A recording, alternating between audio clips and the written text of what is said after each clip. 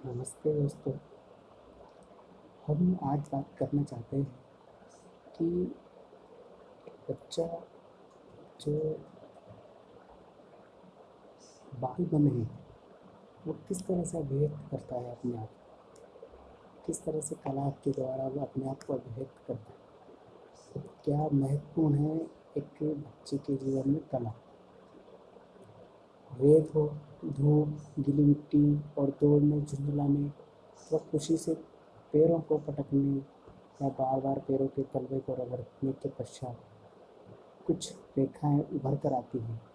रेत के कण को उंगलियों में चीरने के बाद रेतों के बीच में बड़ी लकीरें और अथवा पैरों के छाप या बार बार तलवों के बने पश्चिम दूर से दिखने के बाद एक आकृतियाँ दृष्टिगोचर होती हैं।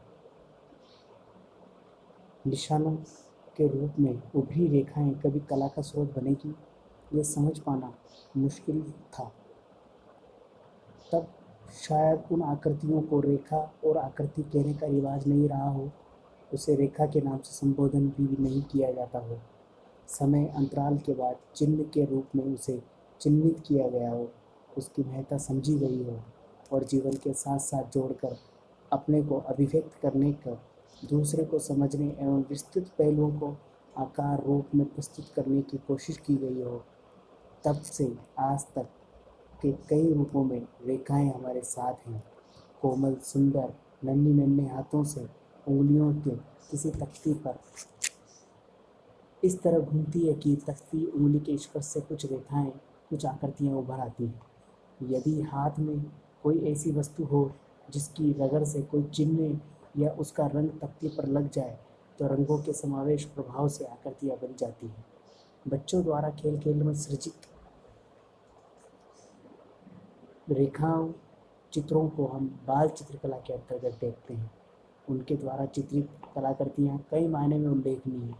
कोई भी बच्चा जब चित्रण करने बैठता है तो वह स्वाभाविक सहज स्फूर्त तरीके से रेखाओं का ताना बाना बुनता है।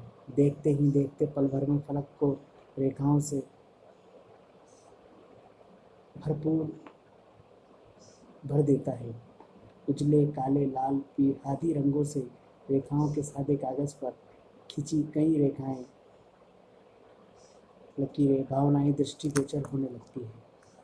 अब आप इसके बारे में क्या समझ पाते हैं कि उन बच्चों के जो चित्र हैं वो किस तरह से बच्चों के लिए प्रभाव डाल सकते हैं, क्योंकि उन चित्रों को समझना आसान नहीं है।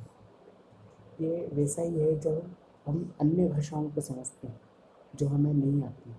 उसी तरह से जो बच्चों की एक भाषा है वो चित्रात्मक भाषा है और बच्चा अपने आप को प्रदर्शित करने के लिए चित्रात्मक भाषा का प्रयोग करता है। नमस्कार।